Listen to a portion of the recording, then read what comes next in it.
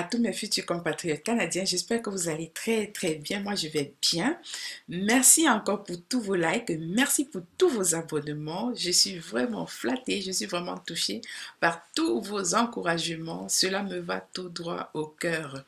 Aujourd'hui, c'est encore la session spéciale pour les étudiants parce qu'il y a des étudiants qui m'ont écrit qui me disent ah ouais, ils se sont fait arnaquer pour les bourses et ainsi de suite. Donc, j'ai fait une vidéo en ce qui concerne les bourses d'études. Vous avez là, les bourses d'études ne se vendent pas. Le permis de travail ne se vend pas. Contrat de travail ne se vend pas. Visa Canada ne se vend pas. OK? Donc, partout où vous allez appliquer pour payer, c'est vous qui voulez payer. Et une autre chose également, moi, je n'offre pas de contrat de travail, je ne vous mets pas en contact avec les employeurs et je ne suis pas là pour faire les CV des gens par-ci et par-là. Vous avez déjà toutes les vidéos pour les CV en ligne. Par contre, si vous voulez nous booker pour une session spéciale, je suis désolée, c'est payant. Mais sinon, vous avez la version gratuite qui est vraiment complète. Alors, beaucoup d'étudiants m'ont demandé comment ça se fait, comment je peux faire si je dois étudier au Canada. Avant tout, je vais expliquer que pour étudier au Canada, vous devez d'abord avoir une inscription dans une université canadienne. Et au Canada, les études, ça coûte pas mal cher. Moi-même qui voulais étudier, donc pour étudier, j'étais obligée de rentrer en France pour faire mes études parce que je ne pouvais pas payer ici. Ou du moins, je trouvais que c'était exorbitant et que je pouvais étudier gratuitement ailleurs. Alors, la moyenne de prix au Canada pour les études, pour une année d'études, donc en fonction de votre filière, mais la moyenne des prix, c'est 17 000 $ à l'année. Et en plus du fait que c'est 17 000 $ à l'année, la vie est chère pour les étudiants. Vous vous imaginez que si vous arrivez, vous n'avez pas encore de contact et que vous ne pouvez pas facilement trouver du travail. En gros, vous allez avoir besoin minimum de 1 500 $ par mois pour vivre. Surtout dans les provinces comme l'Ontario, la Colombie-Britannique, vous avez au moins, donc moi je dirais en Ontario, hein, où je suis, un étudiant a besoin environ de 1 500 $ pour vivre de manière décente. Hein. S'il ne veut pas aller dormir dans une pièce avec 4-5 personnes et diviser le loyer, s'il veut mener une vie décente, c'est minimum 1 500 $ par mois. Encore, va-t-il falloir que la personne sache quand même économiser, qu'elle ne vive pas une vie excessive. Du côté du Québec, selon mes analyses personnelles, avec peut-être 1 000, 1 200, vous pouvez vivre, sachant que souvent, ça dépend aussi où vous vivez, parce que moi, je dirais entre 1 500 partout et 2 000. Parce que j'ai vu des étudiants qui payent pour leur résidence dans les 700 $ par mois. Je vais dire, ils payent pour leur studio au Québec dans les 700 $ par mois. 700 $. Hormis ça, vous avez la nourriture que vous devez payer. C'est dans les 200 $ par mois. On est à 900 $. Et puis, si vous avez une voiture ou bien si vous allez payer la carte du train ou la carte du bus, c'est un 150 $. Donc, on est déjà rendu à 1050 $. Et le reste, on n'a même pas compté. Donc, vous voyez que 1 500 $ par mois pour un étudiant, ça lui permettrait de vivre de manière décente. Alors, à l'année, moi, je dirais pour un étudiant, hormis les 17 000 $ qu'il paye pour les études à l'année, il va falloir qu'il réserve un 10 000, voire un 15 000 $ pour sa subsistance. Donc, parce qu'il y a beaucoup de personnes qui rêvent d'étudier au Canada, ce n'est pas mauvais de rêver d'étudier au Canada, mais lorsque vous rêvez, rêvez aussi à l'argent que vous devez sortir. Et ce n'est pas quelqu'un qui va le faire pour vous. Soit vous avez les systèmes, les stratégies de bourse, mais avant tout, moi je dirais préparez-vous financièrement parce que pour que vous ayez le visa, vous devez prouver tout cela. OK? Alors, comme à l'accoutumée, on va y aller en image. Bon, voilà. Et encore, je vais vous mettre le lien dans la barre de description. OK? Donc là, vous avez permis, obtenir les documents requis. Avant que vous ne demandiez le permis, ce que vous allez faire, vous allez venir ici au point 1. OK? Pour la demande de permis d'études, pardon, c'est 150 $ et le délai de traitement varie d'un pays à l'autre. Ici, ils disent que le délai de traitement, c'est 12 semaines. Donc, 12 semaines, c'est 3 mois, si je ne me trompe pas, si mes calculs sont bons. Et puis, le permis d'études est un document que nous délivrons pour permettre aux étrangers d'étudier dans un établissement d'enseignement désigné. Et la plupart des étrangers doivent obtenir un permis pour étudier au Canada. Vous devez vous assurer d'avoir en main les documents nécessaires avant de présenter la demande. Vous devez présenter une demande avant de venir au Canada. Et on va continuer à lire. Il y a beaucoup de bonnes choses qui arrivent. Votre permis d'études n'est pas un visa. Il vous permet d'entrer au Canada. Vous pourriez aussi avoir besoin d'un visa. Ok, ça c'est autre chose. Obtenir votre permis d'études plus rapidement si vous êtes un résident légal. Donc pour certains pays, ils peuvent obtenir rapidement le permis d'études. On va revenir là après.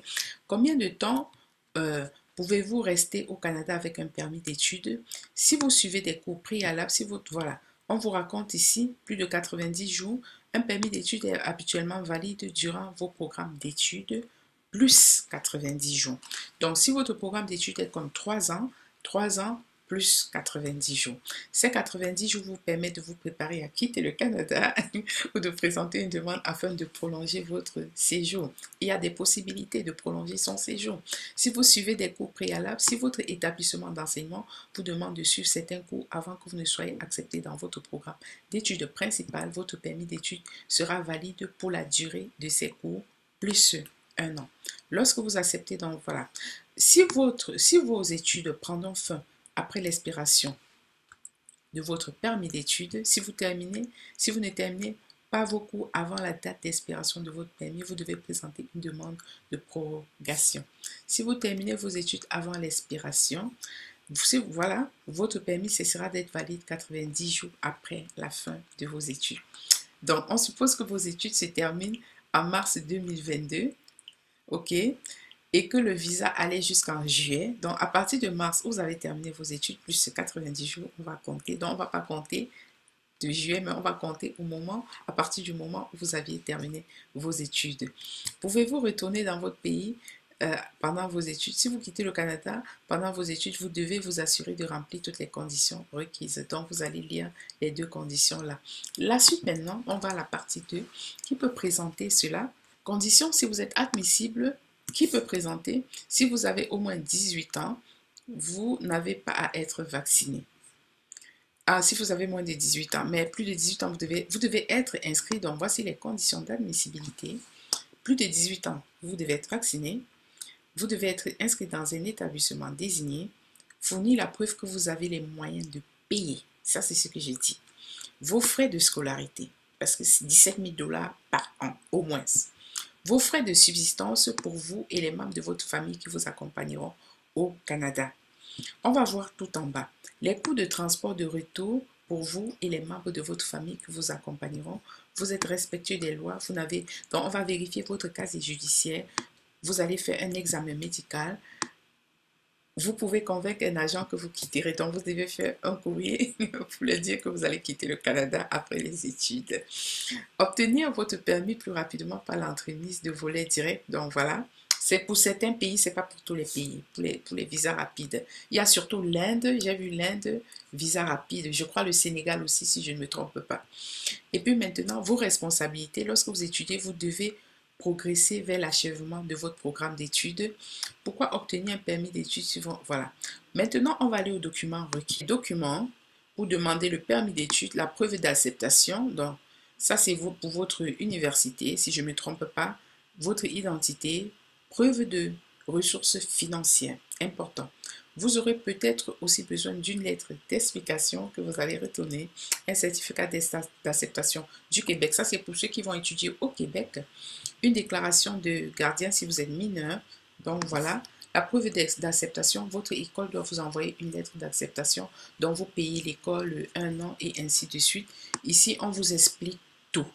Si tel est le cas, nous ne délivrons votre permis que pour la durée d'essai ou plus 1 an. Lorsque vous aurez été accepté dans votre programme principal, vous devez demander un nouveau permis afin de prolonger votre séjour à titre d'étudiant. Donc, une fois que vous avez le permis, prolongez une fois également que vous êtes ici. Si vous êtes un membre de la famille d'une personne dont la demande de permis d'études ou de travail a été approuvée par écrit avant votre arrivée, vous n'avez pas besoin d'une lettre d'acceptation. OK? Preuve d'identité, donc le passeport, les photos récentes pour le passeport. Vous allez faire la demande en ligne quand vous présentez Donc, vous téléversez une copie de la page de renseignement de votre passeport. Preuve financière, ça c'est très très important.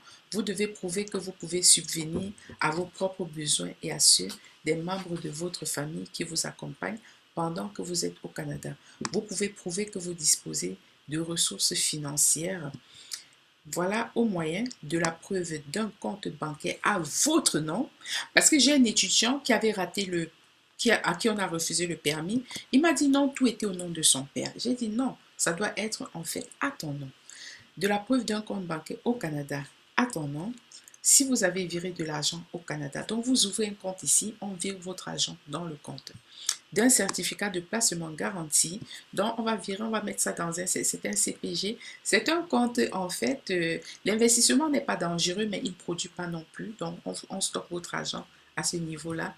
La preuve d'un prêt étudiant ou d'études émise par une banque, de vos états financiers des 4 derniers mois, d'une traite bancaire qui peut être convertie en dollars canadiens, de la preuve que vous avez payé les frais de scolarité et de logement, d'une lettre de la personne de l'école qui vous donne de l'argent, de la preuve de fonds versés au Canada si vous avez une bourse d'études ou faites partie d'un programme d'études financé par le Canada.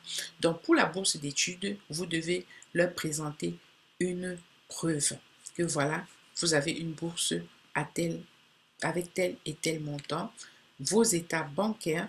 Maintenant, l'état bancaire, je crois, c'est pour le pays. Parce que si vous avez viré l'argent ici, l'état bancaire des 4 derniers mois, vous ne l'avez pas utilisé.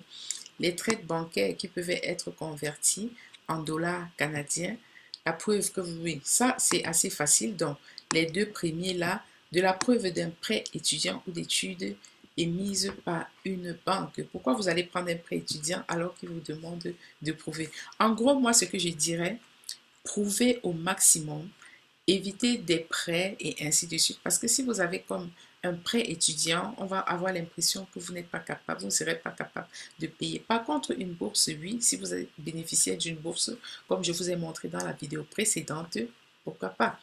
Alors, voici maintenant, si vous êtes à l'extérieur du Canada, les ressources financières requises par année, vous-même, c'est 10 000 dollars. Par mois, c'est 833 dollars. Moi, je dirais pas vraiment, c'est plus que ça. Mais si eux, ils sont contents de voir 10 000 au lieu de 15 000, pourquoi pas? Premier membre de la famille, 4 000 dollars et ainsi de suite. Donc, pour la preuve de fonds, si vous avez deux membres de la famille qui vous accompagnent, ça fera 17 000. Si c'est pour vous tout seul, c'est 10 000. Donc, voilà, il récapitule vos frais de subsistance pour l'étudiant, c'est 10 000 et le total, ce sera 17 000. Au Québec, ils disent que c'est 6 569. Bah, tant mieux. Mais selon ce que les étudiants m'ont dit, le loyer coûte plus de 600 dollars. Après, si vous cohabitez, ça pourrait revenir moins cher. Donc là, vous avez les preuves de fonds, les lettres explicatives, pourquoi vous souhaitez venir étudier au Canada et que vous comprenez quelles sont vos responsabilités en tant qu'étudiant. Vous devez joindre à cette lettre à toute demande de permis d'études, même si vous n'avez pas besoin d'obtenir un permis d'études dans le cadre de votre programme. Là, on vous parle du certificat d'acceptation du Québec. Pour ceux qui veulent étudier au Québec, si vous avez l'intention d'étudier au Québec pendant moins de 6 mois, vous demandez un permis d'études sans avoir besoin d'un certificat d'acceptation. Donc, pour une courte période, pas besoin d'un certificat d'acceptation. Et là, vous avez toutes les preuves. Maintenant, comment vous pouvez présenter votre demande pour le permis d'études? Voilà, il vous explique complètement. Vous allez tout simplement et religieusement suivre les étapes. Après avoir appliqué en ligne, parce que nous ici on dit appliquer, hein? Donc soumettre, après votre soumission, voilà ce que vous devez faire. Il vous explique toute la procédure. Donc en conclusion, pour les étudiants, comme je disais tantôt, les études ça coûte pas mal cher. Donc avant de vouloir demander un permis d'études au Canada, si vous avez une bourse, vous devez prouver que vous avez une bourse. Sinon, vous devez montrer au gouvernement que vous avez déjà été accepté par une université. Vous devez montrer les preuves de fonds. Vous ouvrez un compte ici au Canada, vous verrez votre argent dedans. Peut-être votre papa également montre son compte au pays. Ça, c'est ce que d'autres étudiants m'ont dit. Et on va voir tous les virements bancaires des 4 derniers mois. Moi, je dirais qu'il prévoit au moins les 6 derniers mois. Mais n'oubliez pas d'ouvrir un compte à votre nom si c'est possible au Canada. Donc voilà, c'est ce que je voulais partager avec les étudiants de cette chaîne. Vous êtes vraiment bénis et je vous souhaite vraiment la bienvenue au Canada. C'est un beau pays pour étudier. Vous allez apprendre beaucoup de choses. À nous revoir dans la prochaine édition. Bye.